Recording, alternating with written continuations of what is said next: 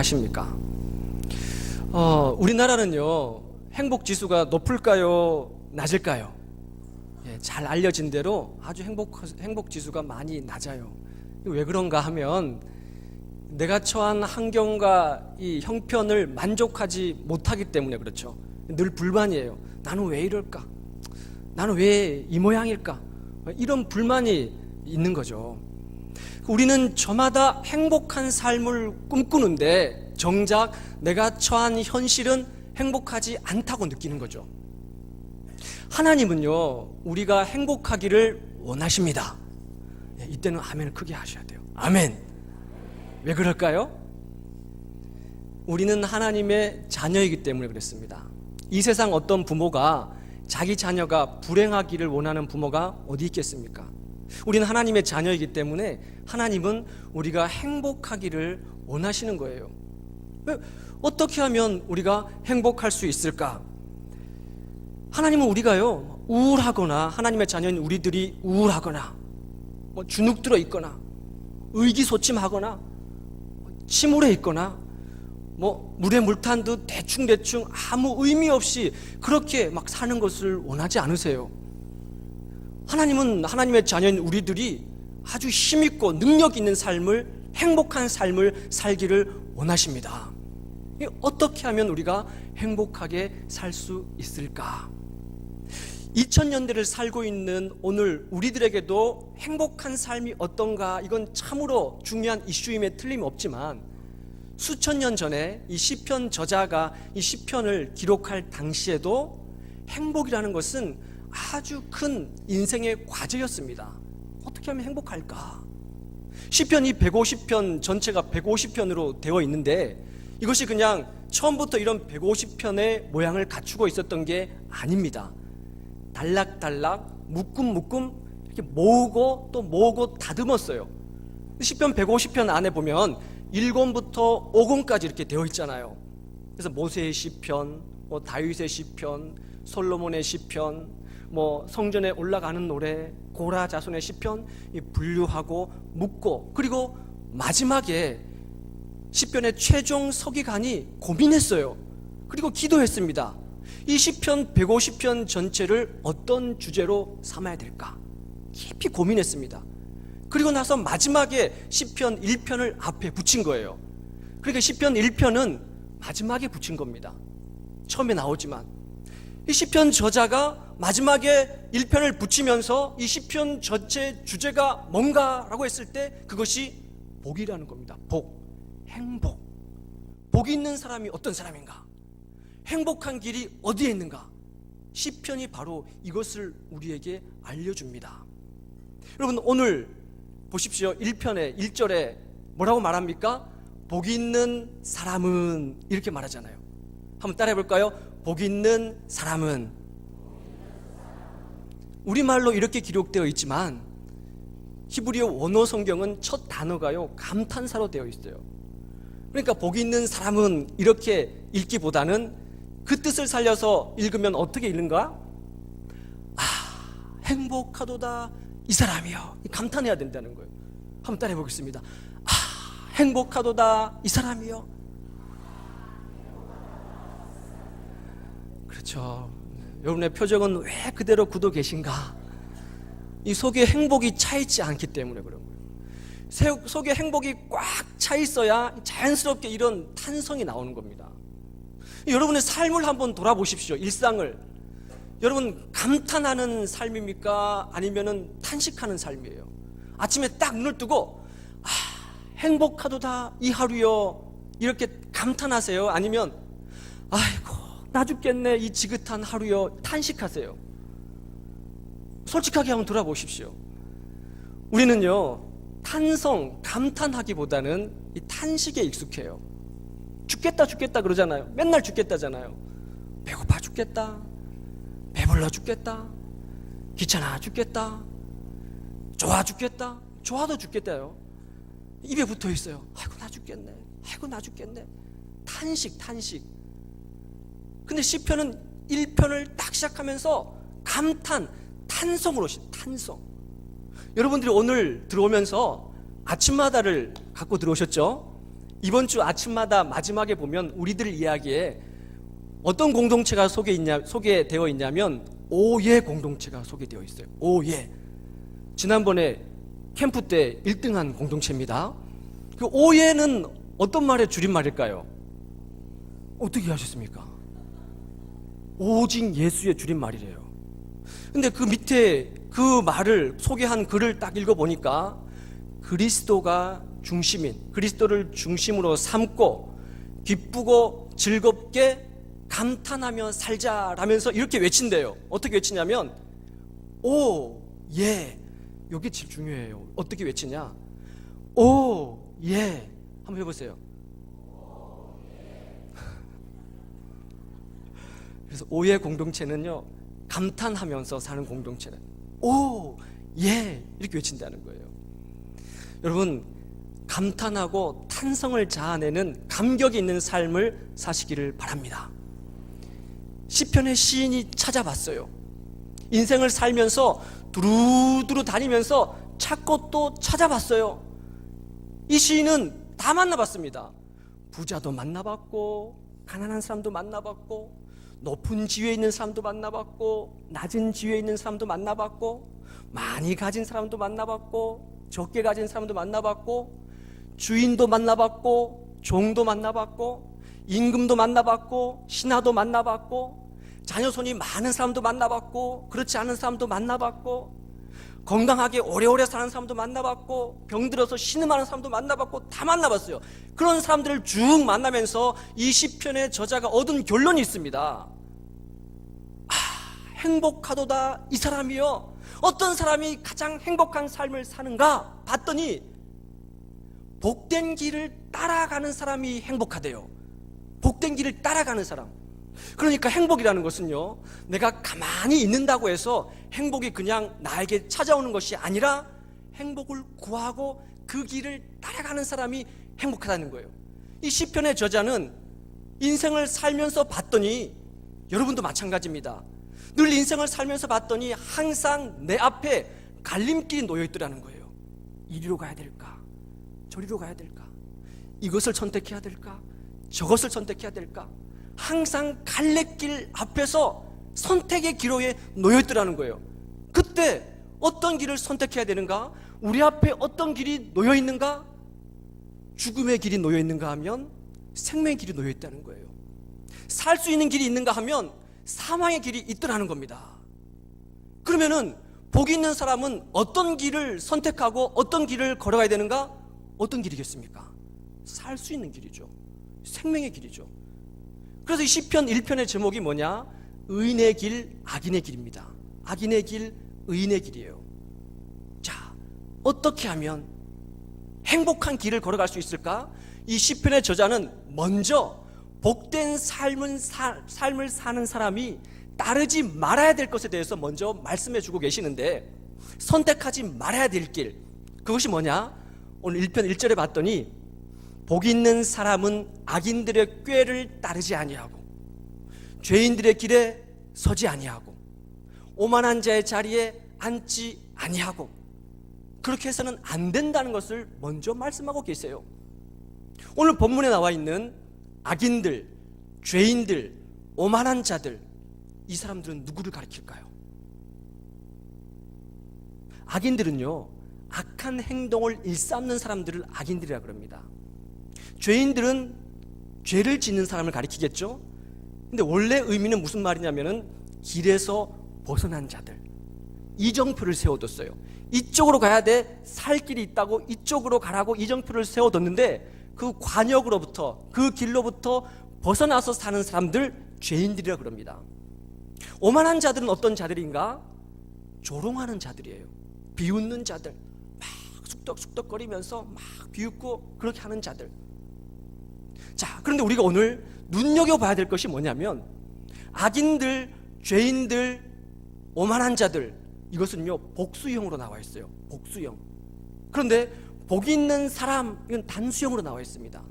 그러면 의인의 길, 살리는 길, 생명의 길을 따라가는 사람이 많다는 겁니까? 아니면 죽음의 길, 악인들, 죄인들, 의인들, 악인들, 죄인들, 오만한 자들, 이런 자들이 더 많다는 거예요.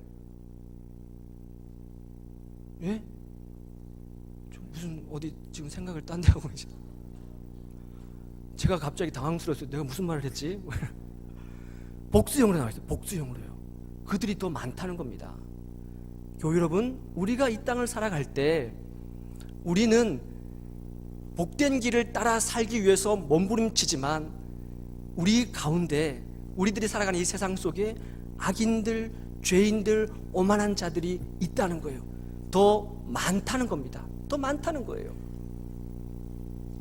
이 말은 무슨 말을 가리키냐면 우리는 함께 섞여서 살아간다는 뜻이에요. 그럼 내가 의로운 길을 간다고 해서, 내가 복된 길을 간다고 해서 그 사람이 무인도에서 혼자 결코 살지 않아요. 그렇죠? 함께 섞여서 살아갑니다. 이 땅은 그런 거예요. 다 섞여서 살아갑니다. 잠언 1장 10절에 따르면 악인들, 죄인들, 오만한 자들, 이들을 종합해서 말하자면 어떤 사람들인가? 하나님을 대적하고 하나님의 길에서 벗어난 자들을 가리키는 거예요. 자, 여러분, 그러면은 어떻게 하면은 우리가 제대로 그 길을 따라 걸어갈 수 있을까? 오늘 본문은요, 우리들에게 아주 중요한 가르침을 보여주고 있는데, 악인들의 꾀임에 빠지지 말라라고 기록하고 있어요. 한번 따라해 볼까요? 복 있는 사람은 악인들의 꾀를 따르지 아니하며. 예, 악인들은요 같이요 항상 혼자 하지 않습니다. 같이 모여서 악을 꾀합니다. 악을 도모해요. 잠언 1장 10절 이하에 보면요, 악인들이 어떻게 악을 꾀는지 그 자세하게 나와 있는데 이렇게 나와 있어요. 우리가 함께 가자. 우리가 함께 가서. 그럼 누구를 깹니까? 똑바로 살기 위해서, 하나님의 길을 가기 위해서 걸어가는 사람들을 악인들이 꾀는데 우리가 함께 가자 꾀는 거예요. 그리고 몰래 숨어 있다가 죄 없는 자에게 피를 흘리자. 잠언 1장 10절 이하에 그렇게 나와 있다는 겁니다. 우리가 그 사람들을 산채로 잡아 삼켜서 수월로 내려가자. 그리고 온갖 보화를 집에 가득히 담아놓고 즐겁게 살자. 그러니까 의인들을 그 삶의 구렁텅이로 끌어내려가지고 그들의 것을 빼앗아가지고 내 재물을 늘리자. 그 보화를 가지고 즐겁게 살자. 이렇게 꼬인다는 겁니다. 악인들은 항상 의로운 사람들 옆에서 그 사람들을 온갖 가문이설 그런 말로 꼬여요. 히브리 대학, 이스라엘에 가면은 하이파 대학이 있는데 그 하이파 대학에 성경학과를 가르치는 교수님이 이 시편 1편을 가지고 말씀을 하시면서 이 시편 1편에는요 3가지 인생의 질문을 담고 있다라고 말씀했어요. 그 질문이 뭐냐면, 지금 어디로 가고 있는가? 지금 어디에 서 있는가? 지금 나하고 함께 하고 있는 자들이 누구인가? 이 3가지 질문을 시편 1편이 던진다는 겁니다. 그러니까 우리들은요 이 질문에 대해서 답을 할 수가 있어야 돼요. 하나님 앞에서 나는 지금 어디로 가고 있는가? 나는 지금 어디에 서 있는가? 내 옆에 있는 사람들 누구인가? 라는 것에 대해서 답을 할 줄 알아야 된다는 거예요. 무슨 말이겠습니까? 첫째, 나는 지금 어디로 가고 있는가?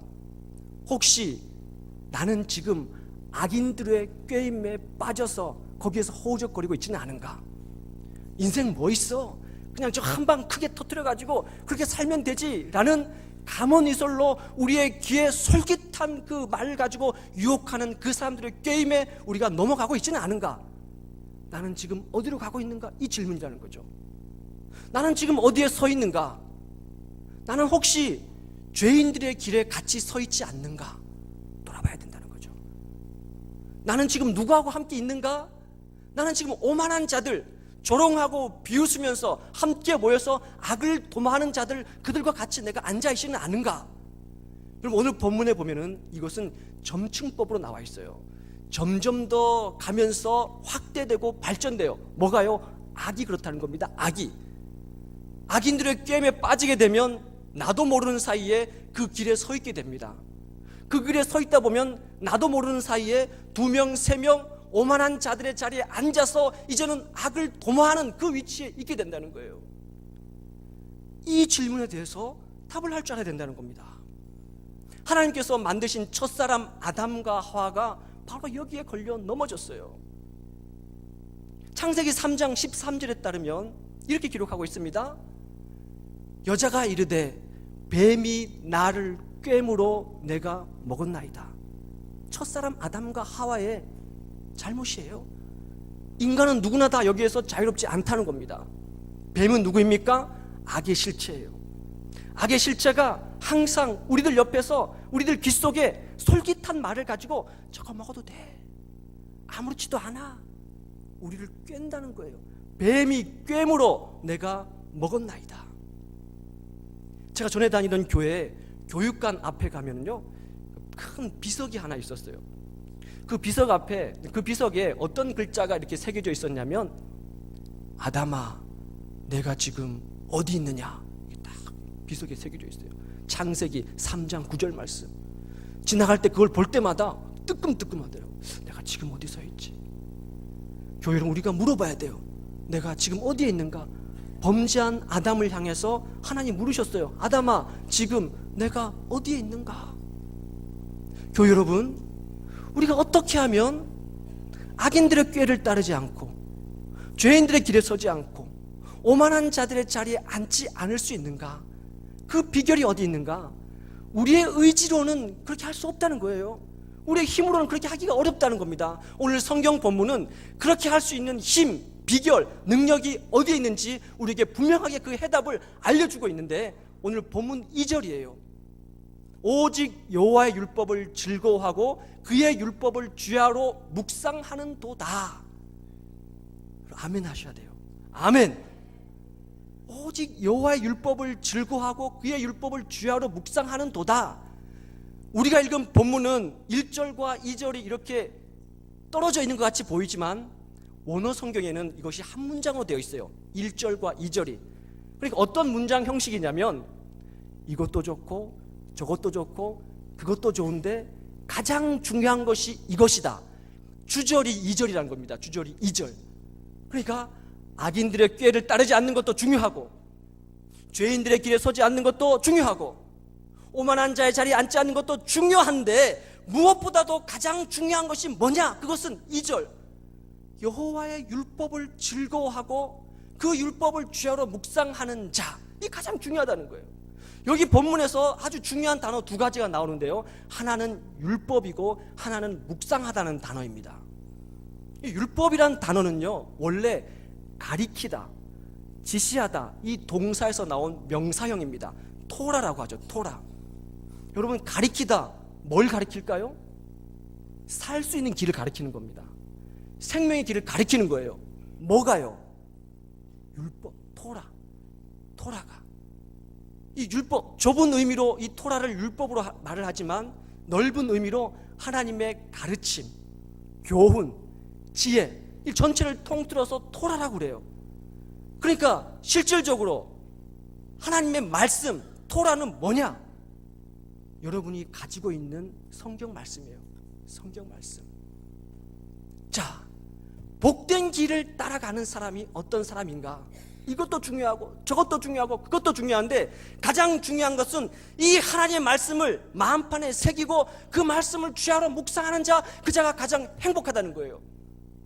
악인들, 죄인들, 오만한 자들은요, 죽음의 길을 가리키지만 하나님의 말씀인 이 성경 말씀은 우리에게 살릴 수 있는 길을 알려주신다는 거예요. 근데 그것을 어떻게 하면 우리가 살아갈 수 있는가? 묵상. 그래서 이 묵상하다는 단어가 원래 의미는요, 낮은 소리로 읊조리다, 신음소리를 내다, 으르렁거리다, 이런 뜻을 가지고 있어요. 그러니까 고대 시대 때 하나님의 율법인 이 하나님의 말씀을 어떻게 묵상하는가? 끊임없이 낮은 소리로 응얼응얼하고 외웠어요. 왜? 성경이 없으니까. 기록된 성경이 아주 후대에 나왔으니까 전해져 내려오는 그 말씀을 끊임없이 외우고 또 냈어요. 그 외우는 모습이 낮은 소리로 읊조리다, 이렇게 들렸다는 거예요. 이사야 38장 14절에 보면 당시의 왕인 히스기야 왕이 어느 날 갑자기 죽을 병에 걸렸습니다. 네가 죽고 살지 못하리라 사형 선고를 받았어요. 그때 이 이사야가 어떻게 살아나느냐? 38장에 죽음 속에서 한 기도 내용이 적혀 있는데 14절에 보면 나는 제비같이 학같이 울며 비둘기같이 슬피 울며 부르짖나이다, 이렇게 기록되어 있어요. 여기서 울다라는 단어가 오늘 묵상하다라는 단어가 똑같은 동사예요. 비둘기가 어떻게 웁니까? 비둘기가 어떻게 울죠? 구구구구구 하고 소리를 낸다는 거예요. 구구구구. 히스기야 왕은 죽을 병이 걸렸을 때 그 병 속에서 신음소리를 내듯이 하나님의 말씀을 내 뼈에 새기고 내 마음에 새기고 그 말씀을 구구구구구 마치 비둘기가 슬피 우는 것처럼 끊임없이 그 소리를 곱씹고 또 곱씹고 또 곱씹고 말씀으로 그 병을 이겨냈다는 거예요. 교회 여러분, 사자가 어떤 때 으르렁거리는 줄 아십니까? 뼈다귀를 꽉 물면은 그 뼈다귀를 놓지 않기 위해서 으르르 하고 울어요. 이것이 묵상하다는 단어입니다. 행복한 사람은 어떤 사람이냐? 복 있는 사람은 어떤 사람이냐? 하나님의 말씀을 마치 사자가 뼈다귀를 움켜쥐지 않는 것처럼 말씀을 붙들고 그걸 놓지 않기 위해서 으르렁거리면서 계속해서 곱씹고 또 곱씹는 사람이라는 거예요. 시인이 찾아봤습니다. 평생을 살면서 찾아봤는데 돈 많은 사람이 부자가 행복한 게 아니래요. 높은 지위에 있는 사람이 행복한 게 아니래요. 그 사람이 영원히 윤택한 게 아니랍니다. 모든 것을 다 갖추고 소유해야 행복하는 게 아니라는 거예요. 봤더니 어떤 사람이 가장 행복하는가? 사망의 길, 생명의 길이 앞에 놓여 있는데 하나님의 말씀을 몸에 채우고 가슴에 채우고 그것을 마치 으르렁거리는 것처럼 비둘기가 구구구하고 소리를 내는 것처럼 끊임없이 곱씹고 또 곱씹어서 거기에서 나온 진행으로 살아가는 사람, 그 사람이 가장 복 있는 사람이라는 것을 이 시인이 깨닫게 된 거예요. 교회 여러분, 히브리서 4장 12절 여러분들이 너무 잘 알고 계시는 말씀이죠. 하나님의 말씀은 살았고 뭐가 있다고요? 운동력이 있고 활력이 있대요. 하나님의 말씀은 살았고 운동력이 있다는 거예요. 여러분, 우리가 읽고 또 묵상하는 이 말씀은요, 살아있는 말씀이라는 겁니다. 여러분, 우울한 사람이 어떤 상태에서 우울을 벗어날 수 있습니까? 하나님 말씀 한 절 붙들고 그것을 끊임없이 되뇌이는 사람, 그 사람이 우울을 벗어나는 거예요. 어떤 사람이 이 세상을 얻는 사람입니까? 하나님 말씀 한 구절 붙들고 그 말씀은 살아있기 때문에 끊임없이 부는 사람, 그 사람이. 제가 어느 날 전에 있던 교회에서 어떤 권사님이 저한테 와가지고 저한테 사탄아 물러가라가 헬라어로 뭐냐고 가르쳐달래요. 사탄아 왜 그러시냐고 그랬더니 아니, 옆집에 사는 아줌마가 계속해서 자기를 괴롭힌다는 거예요.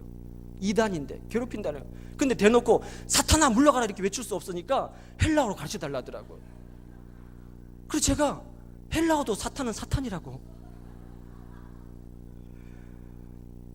여러분, 여러분을 살리는 말씀을 여러분은 얼마나 가지고 계십니까? 민수기 23장 19절 하나님은 인생이 아니시니 시건치 않으신대요. 하나님 우리 인생하고 달라서 거짓말하지 않으신다는 겁니다. 인자가 아니시니 후회가 없으시대요. 어찌 그 말씀하신 바를 행치 아니하시며 하신 말씀을 실행치 않으시랴. 그 살아서 꿈틀거리는 그 말씀을 여러분 끊임없이 되뇌이는 그 사람이 살아난다는 겁니다. 시편 42편 말씀, 내 영혼아 내가 어찌하여 낭망하며 어찌하여 내 속에서 불안해하는가? 너는 하나님께 소망을 두라. 그가 일어나 도우심으로 내가 여전히 하나님을 찬양하리로다. 시편 121편 1절 2절 내가 산을 향하여 눈을 들리라. 나의 도움이 어디서 올까? 나의 도움이 천지를 지으신 여호와께서로다. 오늘 시편 1편 2절 말씀, 오직 하나님의 말씀을 즐거워하며 그 말씀을 주야로 묵상하는 자 그가 가장 행복하도다. 시인이 본 거예요. 찾고 또 찾아본 겁니다. 그러면서 사람들한테 외치는 거예요. 동네 사람들, 이 본문이 그런 겁니다. 동네 사람들, 행복한 길을 찾고 싶습니까? 행복하게 살고 있는 사람들을 보고 싶으십니까? 여기 와서 이 사람 보십시오. 이 사람이야말로 가장 행복한, 행복하도다 이 사람이요, 이 사람이 여기 있습니다. 그 사람이 바로 오늘 시편의 주인공이라는 거예요. 교회 여러분, 그 행복한 사람이 여러분이 되시기를 간절히 소원합니다. 그 사람은 하나님께서 어떻게 그 사람을 이끌어 주시느냐? 그는 시냇가에 심은 나무. 왜 나무를 시냇가에 심습니까? 뿌리가 물에 닿아야 살 수 있잖아요.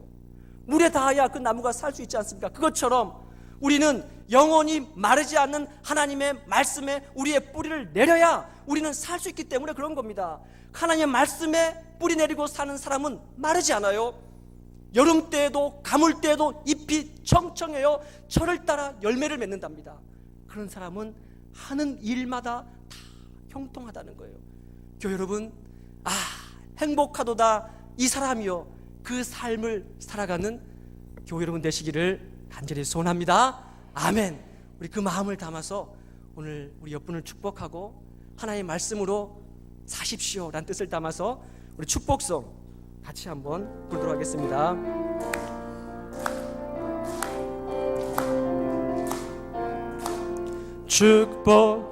축복합니다. 주님의 이름으로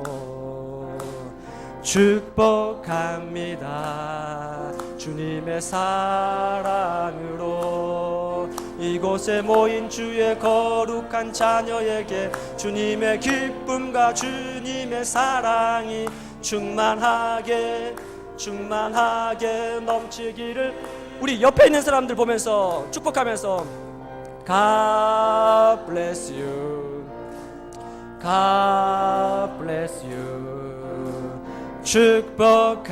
축복합니다. 주님의 우리 한 번 더 부르겠습니다. 축복합니다. 축복합니다. 주님의 축복이 함께 하시기를 축복합니다. 축복합니다. 주님의 사랑으로 이곳에 모인 주의 거룩한 자녀에게 주님의 기쁨과 주님의 사랑이 충만하게 넘치기를. 우리 이제 앞에 뒤에 있는 사람들 보시면서 God bless, 우리 뒤로 돌아보시면서 God bless you. 축복합니다. 주님의 사랑으로